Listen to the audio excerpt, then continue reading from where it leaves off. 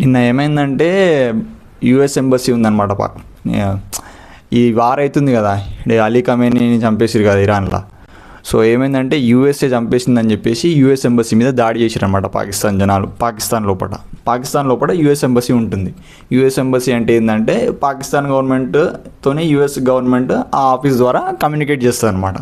అక్కడ యూఎస్ జనాలు ఎవరైనా టూరిస్టులు వాళ్ళు వీళ్ళు ఉంటే వాళ్ళ పాస్పోర్ట్ పోయినా, వాళ్ళకి ఏమైనా మిస్ట్రీట్మెంట్ అయినా వాళ్ళు టేక్ కేర్ చేస్తారనమాట. సో అయితే ఏమైందంటే అట్లా అటాక్ చేయడానికి వచ్చిన వాళ్ళని 20 మందిని షూట్ అట్ సైడ్ చేసింది US security guards. So US office security guards ఉంటారు కదా వాళ్ళు.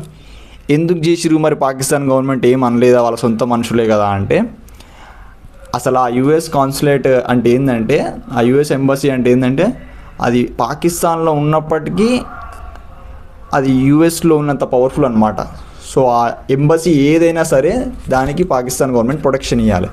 ఇండియాలో కూడా ఉంటాయి వేరే వేరే కంట్రీస్ యొక్క ఎంబసీస్, వాటన్నిటికీ ఇండియా ప్రొటెక్షన్ ఇవ్వాలి. ఒకవేళ ఇవ్వకపోతే వాళ్ళకి ఏదైనా లైఫ్ థ్రెటనింగ్ అనిపిస్తే వాళ్ళు షూట్ కూడా చేసే అధికారం వాళ్ళకు ఉంది అనమాట.